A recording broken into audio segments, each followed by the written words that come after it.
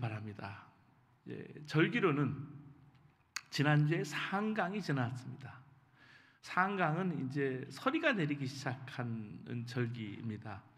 이제 다음 주는 입동이 시작이 되고요. 미국도 한국도 이제 낙엽이 지기 시작하는 10월의 마지막 날이 옵니다. 정말 잊혀진 계절이에요. 사람들은 잊혀진다는 것을 가장 두려워합니다. 어른들 앞에서 재롱을 부리는 아이들 보면 생각해 볼 수가 있어요.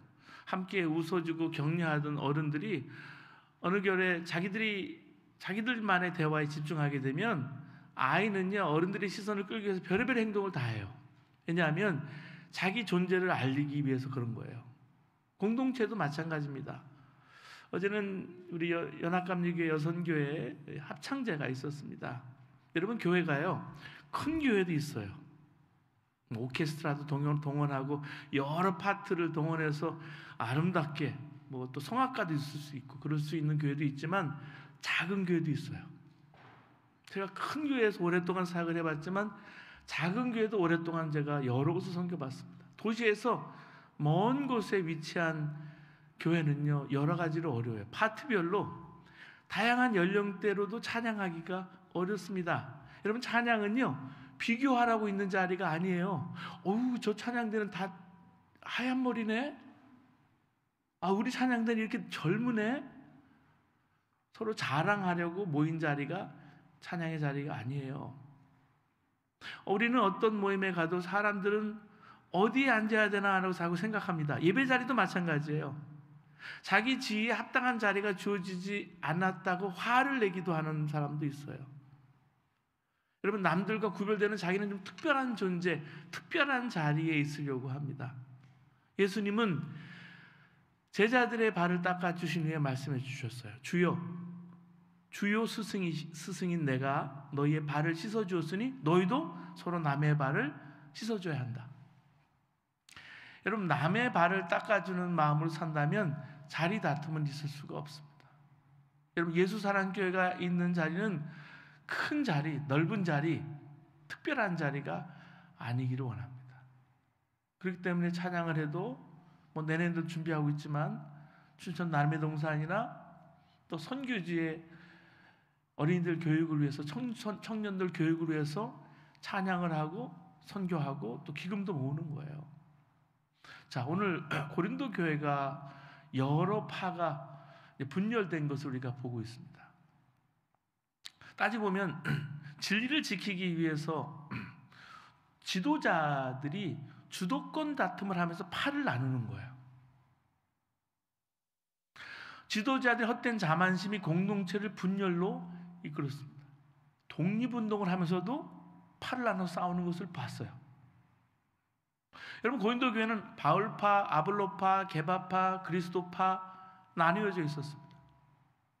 이 고립에 대한 본능적인 두려움을 가지고 있는 사람들은 누군가의 뒤에 줄을 섬으로 인해서 자기 존재를 확인하고 싶어 하는 거예요. 심리학에서 이것을 conformity, 동조라고 하는 것을 봤습니다. 외부의 압력이 전혀 없는데도 의식적으로든 자기가 무의식적으로든 타인의 영향을 받아서 행동하는 것을 동조라고 합니다. 이게 병적이 되면 결국 패를 나누고 파를 나누게 되는 거예요. 우리는 우리 자신이 하나님의 성전인 것을 명심해야 합니다. 우리 안에 성령께서 내 안에 거하신다라는 사실을 항상 믿어야 합니다. 성령님이 우리를 하나 되게 하시고 예수님이 내 안에 계신 거예요. 예수님이 내 안에 계셨다는 것은 십자가에서 나를 위해서 죽으셨던 그 예수님이 지금 내 안에 계셔서 내가 그 주님과 함께 내 자아가 못 박아 죽고 내 안에 부활하신 주님이 내 안에 성령으로 생명으로 내 안에 살고 계신 거예요. 주님이 내 안에 계시니까 세상 사람들과 다른 삶을 살게 되는 것입니다. 그 하나가 뭐냐면 다른 사람이 그래서 함부로 심판하지 않는 거예요. 주님이 함께 계시니까 누구로부터 내가 심판을 받아도 쉽게 무너지지 않는 것입니다. 그럼 사도 바울은 고린도 교회 교인들부터 근거 없는 비판과 심판을 받았어요. 사람들은 평판에 약해요. 누가 나를 어떻게 보느냐에 따라서 레피테이션을 어떻게 자로 재느냐에 따라서 내가 기분이 좋아지기도 하고 나빠지기도 해요. 여러분, 고린도 교회 안에 생긴 파당 때문에 그런 것인데요. 파당심이 생기면 자기 편은 지나치게 높이게 되고요, 다른 편은 무조건 비난하고 심판하게 됩니다.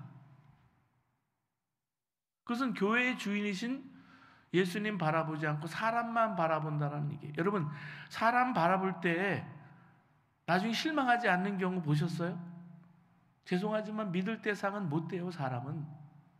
그렇기 때문에 사람 중심의 교회는 그렇게 평가를 받는 거예요. 저는 어려서부터 교회가 싸우면 안 되잖아요. 국회의사당처럼 싸워요. 싸움하는 걸 보고 자랐습니다. 그렇게 친하게 지내던 사람이 한순간에 원수가 되고, 그렇게 원수가 되었던 사람이 어느 순간에 한편이 되어서 몰려다니는 것도 저는 보았어요. 그럼 예수님 바라보지 않고 사람 바라보니까 교회 안에 정치가 생기고 싸움이 일어나는 것입니다. 그런데 지금 자신이 개척했던 교회잖아요, 바울은. 이처럼 말도 안 되는 비난과 심판을 사도 바울이 받으면서 자신에게 조금도 문제가 되지 않는다고 말하고 있는 것을 보고 있습니다. 오늘 보면 3절 말씀 함께 보시겠습니다.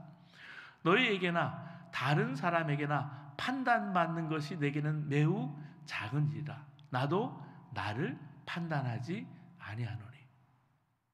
사도 바울이 어떻게 이런 말을 할 수 있었을까요? 예수님이 자기 안에 거하시는 것을 분명히 알았기 때문입니다. 사도 바울은 비난하는 말을 들었을 때 스스로 돌아봅니다. 자신에게 그런 말을 들을 만한 일이 있는가를 살펴본 거예요. 근데 자기는 자기 양심에 조금 더 꺼리끼는 일이 없었어요. 그렇다고 자기가 뭐 완전한 사람은 아니지만은 적어도 비난당할 일을 하지 않았다는 얘기죠. 누가 알까요? 주님이 아세요. 사실 주님만이 아십니다. 주님이 아시면 그거면 된 건데 우리는 다른 사람을 의식할 때가 많아요. 4절 말씀, 내가 자책할 아무것도 깨닫지 못하나 이로 말미암아 의롭다함을 얻지 못하노라. 다만 나를 심판하실 이는 주시니라. 여기서 너무나 놀라운 고백을 하고 있습니다. 나를 심판하실 분은 오직 주님이시다. 이게 믿어져야 내가 심판하지도 않고 심판을 내가 받아도 쉽게 무너지지 않는 거예요. 여러분, 바울은 세상 사람들의 평판에 연연하지 않았습니다. 여러분, 잘 나갈 때는 칭찬 들을 수 있잖아요. 좋은 학교나 좋은 직장이나 내가 좋은 위치에 있을 때는. 여러분, 칭찬도 비난도 그의 마음을, 사도 바울의 마음을 흔들 수가 없었어요. 그는 그래서 자기 스스로를 심판하지도 않았다는 말씀이에요. 어떤 일이 잘 이루어졌어도 그는 우쭐하지 않았고요, 잘 안 됐을 때도 의기소침하지 않았다는 얘기예요. 여러분 아시잖아요. 여러분이 비즈니스를 하시든지 또 여러분이 어떤 사역을 하실 때 그런 걸 느껴요. 잘했다 못했다 평가를 하실 분은 오직 주님 한 분이라는 사실을 믿기 때문에 그래요. 여러분 산을 올라가 보셨죠?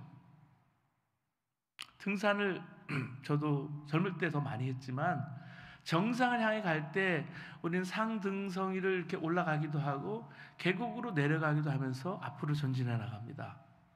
어떤 순간은 성도다운 삶의 길에서 벗어날 때도 있어요. 내가 왜 이러나? 이기적이고 정욕에 사로잡힐 때도 있습니다. 하지만 그것 때문에 사랑하는 여러분, 낙심하지 마십시오. 그게 육체를 가진 우리예요. 그렇기 때문에 우리에게는 하나님의 은혜가 필요한 겁니다. 우리가 우리의 부족함을 그리고 허물을 하나님 손에 내가 맡겨드릴 때, 내가 무슨 물질도 하나님 앞에 봉헌하는 것과 마찬가지로 하나님께 드려질 때 그걸 가지고 아름다운 인생의 집을 지어주시는 분이 우리 아버지 하나님이십니다. 목회하면서 저도 가장 어려운 것은 이유 없이 싫어하는 사람을 만나고 근거 없는 소문과 비난을 받을 때입니다. 그런 일을 많이 겪어요.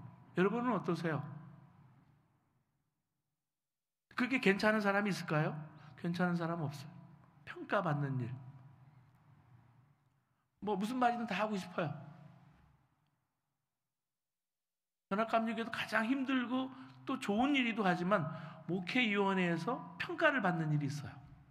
목사님 이렇게 평가했습니다 할 때도 있지만 전혀 얘기하지 않고 그냥 평가를 축축 하면서 목회를 더 이상 지탱할 수 없는 목사님들도 저는 많이 봤어요. 목회 평가 기관이 돼버리는 거죠. 목회를 협조하고 도와주는 게 아니고 평가를 받을 때 괜찮지 않아요, 사실이. 그래서 지나고 나 보니까 이게 나를 평가하는 게 나한테 유익하구나 하는 것을 지나고 나니까 알아요. 왜냐하면 그것 때문에 내가 더 겸손하게 되고 더 기도하게 되고 이거 사람을 내가 볼 것이 아니라 사람의 평가를 볼 것이 아니라 내가 주님 바라보고 목회를 하지 않으면 흔들리는구나 하는 걸 내가 느꼈어요. 열심히 교회를 섬겼던 사람들 중에 사람들의 비난의 말 한마디에 억울하다, 못하겠다, 상처받았다, 좌절하는 이들이 많습니다. 목회하다 별일을 다 봐요. 그렇게 상처받은 일들을 주일날 오후에 신방에 보면 소주를 마시고 계세요. 얼마나 마음이 아팠으면.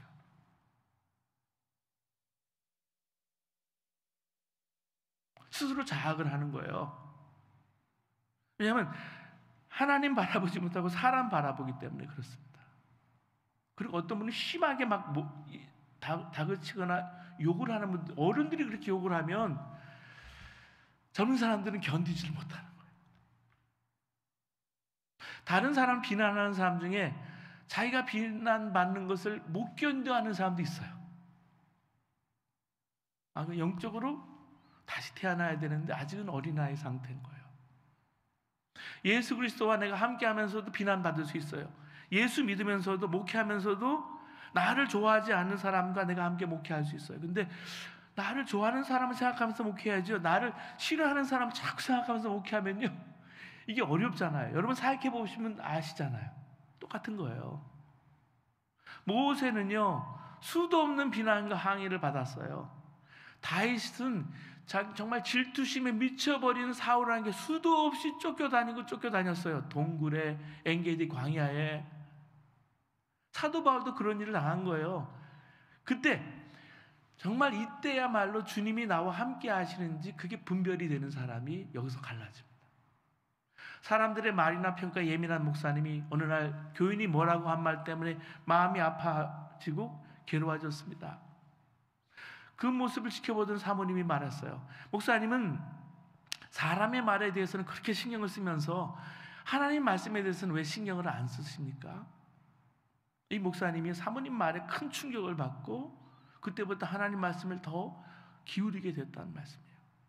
그리고 목회 위기를 벗어날 수가 있었습니다. 사도 바울은 자신이 그리스도의 일꾼이고 하나님의 비밀을 맡은 관리인, 청직이라고 말하고 있습니다. 오늘 고린도전서 4장 1절과 2절 함께 보시겠습니다. 사람이 마땅히 우리를 그리스도의 일꾼이요 하나님의 비밀을 맡은 자로 여길지어다. 그리고 맡은 자에게 구할 것은 충성이니라. 이 고백이 사도 바울의 고백이잖아요. 정말 하나님이 함께 하시는 자이구나 라는 그 증거를 볼 수가 있어요. 사도 바울은 자신이나 아볼로가 단지 예수님의 종이요 하나님의 비밀을 맡은 관리자일 뿐이라고 명심하고 살았어요. 고린도전서 3장에 보면은요, 나는 아무것도 아니요라고 그렇게 말합니다. I'm nothing. 난 아무것도 아니다. 그래서 항상 주님이신 예수님 바라보고요, 무슨 일이든 주님이 시키는 대로 했어요. 이게 종의 마음입니다. 이게 종의 신실성이에요. 충성이라는 말을 faithfulness라고 하잖아요. 사명을 맡은 자에게 그래서 구할 것은 충성입니다. 그리고 고린도 교인들에게도 종을 보지 말고 주님을 바라보라는 거예요. 사도 바울 자신을 바라보지 말고 나는 그 비밀을 맡은 청직일 뿐이니까 주님만 바라보라는 말이에요. 우리가 정말 예수님 바라보면 섣불리 어떤 사람을 그래서 심판하지 않게 돼요. 5절 말씀 보시면 그러므로 때가 이르기 전 곧 주께서 오시기까지 아무것도 판단하지 말라. 그 사람을 정확히 알고 심판할 분은 하나님 한 분이시기 때문에, 주님밖에 없기 때문에. 5절 말씀 보시면 뒤에 후반에 그가 어둠에 감춘 것들을 드러내고 마음의 뜻을 나타내시리니 그때 각 사람에게 하나님으로부터 칭찬이 있으리라. 사실 우리는 모든 사실을 다 알지 못합니다. 그 사람의 마음속에 깊은 뜻, 생각도 몰라요. 모든 상황을 정확하게 알 수도 없어요. 언제나 우리가 보지 못하는 부분이 있습니다. 사각지대라 그러죠. 백미래 보면 우리가 보는 것보다, 지금은 많이 안 적혀 있지만 우리가 생각하는 것보다 보는 것보다 이 대상이 훨씬 더 가까이 있는 거예요.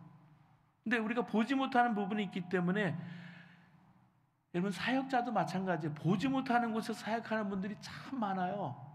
평신도 사역자들, 여성 사역자들, 아프신 분들, 그러면서도 사역을 해요.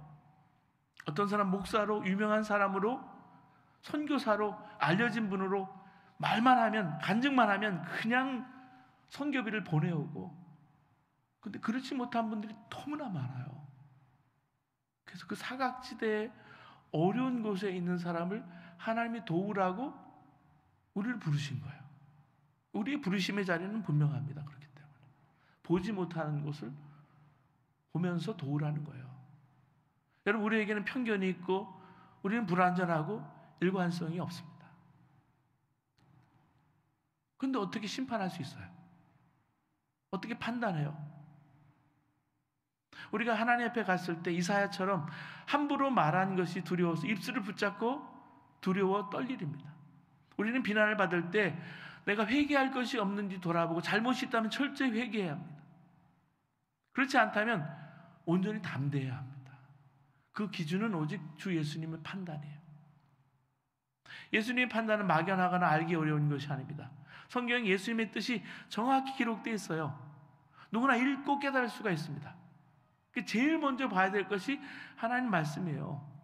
사도 바울은 오늘 6절 말씀 보실까요? 자신과 아볼로가 모범을 보였다고 하면서 이제 고린도 교인들에게 이렇게 말합니다. 기록된 말씀 밖으로 넘어가지 말라. 기록된 말씀 범위를 넘어가지 말라. 여러분, 지금 정치 문제로 교회까지 혼란스럽게 하는 지경이 되었습니다. 한국에 가서 제일 먼저 느낀 게 그거예요. 여러분, 기독교인도 정치에 대해서 의견을 가질 수 있을까요? 없을까요? 가질 수 있죠. 언젠가 저 언어를 한번 우리 편집 회의를 하면서 기독교와 정치 문제를 다룬 적이 있습니다. 이번에 이제 다룰 것은 기독교와 내셔널리즘에 대해서 다루고 있는데요. 쉽지 않은 주제예요. 어떤 사람은 보수적인 의견을, 어떤 사람은 진보적인 의견을 가질 수가 있습니다. 여러분, 예수님 안에 보수도 있고 진보도 있어요. 대화를 하다 보면 결국 같은 의견을 가진 것을 알게 됩니다. 그러나 극좌나 극우는 안 되는 거예요. 누가 극우와 극좌일까요? 자기 의견이 다르면 화부터 내고 무조건 상대방을 비난하는 사람입니다. 우리 편은 무조건 옳고 상대편은 무조건 싫은 거예요. 목적을 이룬다면 수단과 방법은 어떠하든지 상관이 없어요. 극좌나 극우나. 여러분, 이런 경향으로 기울어진다면 조심해야 합니다. 여러분, 크리스천의 분별력은 그런 밸런스를 어떻게 유지하고 이 땅을 살아가느냐는 거예요. 한국도 여러분 열강에 사로잡혀 있어요. 한국이 어떻게 하느냐에 따라서 달라지는 거예요. 여러분, 주님이 내 안에 계시다는 말씀은요, 내가 내 안에 주님 모시고 사는 성전이라는 말씀이죠. 그 성경 기록된 말씀 밖으로 넘어가지 말라 했습니다. 성경은 하나님께서 우리에게 화목케 하시는 직분을 주셨다 그랬습니다. 그가 그리스도로 말미암아 우리를 자기와 화목하게 하시고 또 우리에게 화목케 하는 직분을 주셨어요. 그러니까 우리가 예수 그리스도를 내 안에 모셨다라는 것은 예수님의 십자가가 나한테 있는 거예요. 내 죄와 욕심, 내 자아를 십자가에 못 박은 사람은 십자가가 내 안에 있고요. 내 안에 부활하신 생명, 부활이 내 안에 있는 거예요. 십자가 부활이 있기 때문에 예수님을 모시고 사는 사람이죠. 지옥에 갈 사람이 하나님의 은혜로 하나님의 자녀가 되었습니다.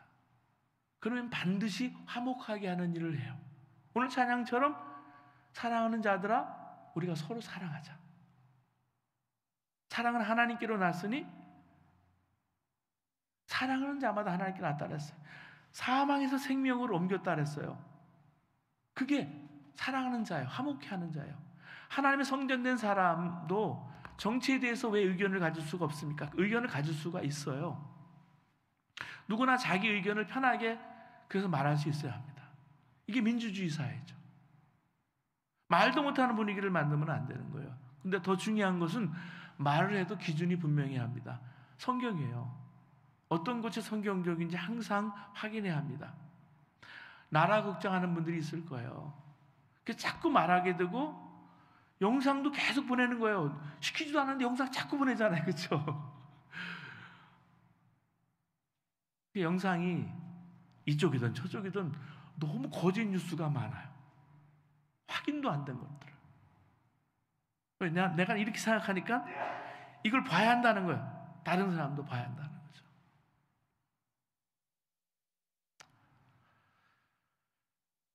누군가 더 이상 여러분 정치 이야기를 하지 말자고 하면 그만둘 줄 알아야 돼요. 그게 절제의 열매이기 때문입니다. 성령님께서 우리에게 주시는 열매가 중요한데 마지막 중요한 게 절제예요. 마음이 안타까우면 기도해야 합니다. 역사의 주관자는 하나님이시다라는 사실이 믿어지면 기도할 거예요. 그래서 기도하자는 겁니다. 고린도 교회 지도자들은 교만하고 스스로 자랑했습니다. 7절 말씀 보시겠습니다. 누가 너를 남다리 구별하였느냐? 내게 있는 것 중에 받지 아니한 것이 무엇이냐? 내가 받았은즉 어찌하여 받지 아니한 것 같이 자랑하느냐? 도와주실 분, 모든 것을 주실 분, 그분이 하나님이세요. 근데 그 하나님을 바라보지 않는 거예요. 그래서 자신들이 왕이나 된 듯이 사도들을 심판하고 지금 판단한 거예요. 그러니까 이게 무서운 죄라는 거예요, 이 말씀. 여러분, 남을 판단하고 비판하는 그런 패거리, 그러니까 판을 치는 곳에는 진리가 자리 잡지 않습니다. 진리 자리가 없어요. 바울 사도는 고린도 교회의 지도자라는 사람들의 행태를 바라면서 기가 막힌 거예요. 그들은 마치 자기들이 영적으로 완성된 사람인 것처럼 처신했습니다. 여러분, 기독교인의 삶은요, 긴장관계에 있는 거예요. 여러분, 이미 이루어졌지만 already, but not yet, 아직 하나님 나라가 아직 오지 않은 거예요. 우리가 예수 그리스도를 통해서 구원이 현실 속으로 들어오긴 했지만 여전히 내가 옛사람을 가지고 살아가기 때문에 그 중력, 그 인력에서 자유롭지 못합니다. 그렇기 때문에 구원의 기쁨이 지탱해 주는 동안 새 사람으로 내가 살기 위해서는 끝없이 긴장하고 노력해야 되는 거예요. 그게 성결하고 성화스럽게 노력하는 거예요. 사도 바울은 고린도 교회 지도자들의 이런 영적인 나태를 보면서 책망하는 모습이 나옵니다. 8절 말씀입니다. 너희가 이미 배부르며 이미 풍성하며 우리 없이도 왕이 되었도다. 우리가 너희와 함께 왕노릇하기 위하여 참으로 너희가 왕 되기를 원하노라. 사도 바울이 8절을 보세요. 사도들이야말로 왕노릇해도 될 사람인데 편안한 고린도 교회를 떠나서 지금 복음을 전하면서 말할 수 없는 지금 고난의 길을 걷고 있다는 말씀이에요. 주님의 명령을 따르느라 수행하느라 온갖 어려움을 다 겪고 있습니다. 아무도 맞아주는 이가 없고 낯선 환경 속에 들어가서 복음을 전하다가 온갖 고난을 다 겪습니다. 그래서 바울의 말이 심금을 울리는 거예요. 오늘 9절 말씀 보시겠습니다. 마치 사형수처럼 비참한 처지로 내몰려서 사람들과 천사들의 구경거리가 되었다라고 말하고 있습니다. 이 구절은요, 우리에게 여러분 로마 장군이 개선문을 향해서 개선해 행렬을 하잖아요. 그걸 영상에 보시는 거예요. 전쟁에 승리한 장군들은 위풍당당하게 거리를 행진했습니다. 그 행렬의 맨 끝에는 포로로 이제 잡혀온 사람들이 이제 굴비처럼 이렇게 끌려오는 거예요. 그들은 검투사의 칼에 찔려 죽거나 동물들의 먹이로 던져질 사람들이었습니다. 자, 원형 경기장에 모여든 군중들은 그들이 죽어가는 모습을 바라보면서 즐거워했습니다. 바울은 복음 전하는 자들의 운명이 그와 같다고 말하고 있는 거예요. 그러니까 구경거리가 된 거예요. 사람들의 구경거리가 되고 굴욕의 모습을 보이고 있는 거예요. 바울은 십자가의 말씀이 멸망하는 자들에게는 어리석은 것이지만 구원받는 자들에게는 하나님의 능력이라 그랬습니다. 사도 바울은 그리스도로 인해서 어리석은 자가 되었다고 말씀해주고 있습니다. 사람은 누구나 편안한 것, 안락한 것, 그걸 좋아해요. 추구해요. 하지만 그들은 그리스도를 전하기 위해서 온갖 고생을 마다하지 않습니다. 11절 말씀 보시면 줄이고 목마르고 헐벗고 얻어맞고 정말 정처 없이 떠돌아다닌다 그랬습니다. 어떤 열정이 생각이 그들을 사로잡았기 때문에 그들에게 닥쳐온 시련을 피하지 않은 걸까? 그것은 그들 안에 있는 그리스도의 마음 때문이었습니다. 그래서 고린도 교회 지도자들과 사도들의 처지를 비교하면서 이렇게 말하고 있습니다. 10절 말씀 보면 우리는 그리스도 때문에 어리석거나 너희는 그리스도 안에서 지혜롭고 우리는 약하나 너희는 강하고 너희는 존귀하나 우리는 비천하며 12절 말씀 보시면 또 수고하여 친히 손으로 일을 하며 모욕을 당한 즉 축복하고 박해를 받은 즉 참고 이렇게 말하고 있습니다. 이게 사도 바울이 욕을 얻어먹으면서 사도들이 욕을 먹으면 도리어 그들을 축복해 줬다는 말씀이에요.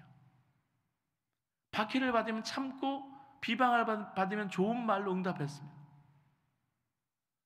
여러분 사실 상대방의 그 압도적인 힘 때문에 저항다운 저항 한번 못 해보고 물러선다면 우리 마음에 남는 것은 짙은 그늘입니다. 하지만 아무리 보아도 바울 사도에겐 그런 그늘이 없어요. 십자가에 달리신 예수님께서 당신을 조롱하는 무리들을 용서해달라고 기도하셨습니다. 여러분 나를 비방하고 모욕하는 일을 사실 축복하는 일은 이거는 쉬운 일이 아니에요. 내 영혼의 크기가 내 그릇이 저 사람들을 정말 내가 미움까지도 품어줄 수 있는 넉넉함이 나에게 있을까? 나로서는 힘들어요. 내 안에 예수님이 함께하지 않으면 정말 살다 보면 억울한 일, 비난당할 일이 많습니다. 세상에 참 막무가내인 사람들이 많아요. 예의도 없고 염치도 없고 마구 들이대는 사람들. 그럼 당황하죠. 변명해 보면 구차해지기만 하고요. 가만히 있자니 내가 바보가 되고요. 이거 어찌할 바가 없어서 도무지 가늠할 수 없을 때 여러분은 어떻게 하세요? 여러분 모욕으로 되돌려주고 싶은 생각이 간절하지 않습니까? 그런데 그런다고 해서 마음이 시원해지지는 않아요. 늘 성공하는 건 아니지만 억울하다고 생각이 들면 가만히 눈을 감고 내가 마음을 가라앉히라고 노력을 합니다. 근데 그때야말로 내가 심판하지도 말고 심판에 무너지도 말아야 한다는 생각을 간절히 하는 거예요. 여러분 내 속에 일고 있는 분노의 감정 거기에 굴복하지 말아야 합니다. 늘 성공하는 건 아니지만요. 주님이 내 안에 계세요. 그리고 넘어진 이야기, 실수하고 욕심부린 이야기, 오늘 우리가 나눈 이야기처럼 또 과학과 신앙 얘기 나누면서 오존층이 파괴되고 온난화가 오고 지구가 이렇게 되고 있는데 우리가 마땅히 회개하고 하나님 앞에 환경의 문제에 대해서도 거듭나야 되는데 그렇지 못한 이야기들도 우리가 나누죠. 부끄러운 이야기, 털어놓을 수 없는 이야기들 함께 나눈 사람들이 곁에 있습니다. 영어권이나 한어권이나 형제 자매들을 위해서 이것을 털어놓는다면 다시 시작할 용기가 생기기 때문에 우리가 그렇게 하는 거예요. 사랑하는 여러분, 성도의 교제는 잘한 이야기만 나누는 자리가 아니잖아요. 실패한 이야기를 나눌 때 서로 받아주고 격려해 주는 것. 13절 말씀입니다. 비방을 받은 즉 권면하니 우리가 지금까지 세상이 더러운 것과 만물의 찌꺼기 같이 되었도다. 이 말은 지나친 자기 비하처럼 들리기도 해요. 바울 사도가 여기서 사용하는 단어가 그래요. 쓰레기, 찌꺼기. 이게 괜히 해보는 소리일까요? 아니에요. 여러분, 고대에는 원인을 알 수 없는 역병이 돌거나 큰 기근이 닥쳐오면 가장 무가치하다고 판단되는 사람들을 바다에 던지는 습관이 있었습니다. 왜냐하면 그들에게 자신들의 죄를 전가하는 거예요. 희생양이 되게 하는 거예요. 바울은 자기들이 그런 취급을 받는다고 생각을 합니다. 말합니다. 바로 이게 예수님의 제자가 되려고 하는 사람들이 치러야 될 대가입니다. 하지만 만물의 찌꺼기 취급을 받는 예수님의 제자들이 세상에 생명을 가져오고 살 맛을 가져올 줄을 누가 알았겠어요? 사랑하는 여러분, 지금도 복음을 위해서 말할 수 없는 고난당하는 일이 있다는 사실을 알아야 돼요. 오늘 예배 전에 잠깐 기도했는데 북한에 지하교회 성도들이 있어요. 평양에도 있어요. 중국의 성도들, 지금 목사님은 지금 감옥에 갇혀 있어요. 목사님들. 그들은 남한의 교회와 성도들이 기도해 줄 거라고 믿고 있습니다. 중국 교회와 성도들도 그래요. 그들을 위해서 기도하고 도와야 할 교회가 여러분 디아스포라 한인교회예요.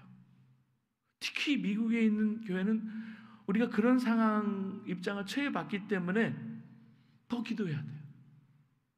주님의 재림을 준비하기 위해서 편안한 삶을 버리고 땅끝까지 나간 선교사님들도 계십니다. 우리 주위에 예수님 잘 믿기 위해서 고난당하는 이들이 너무나 많아요.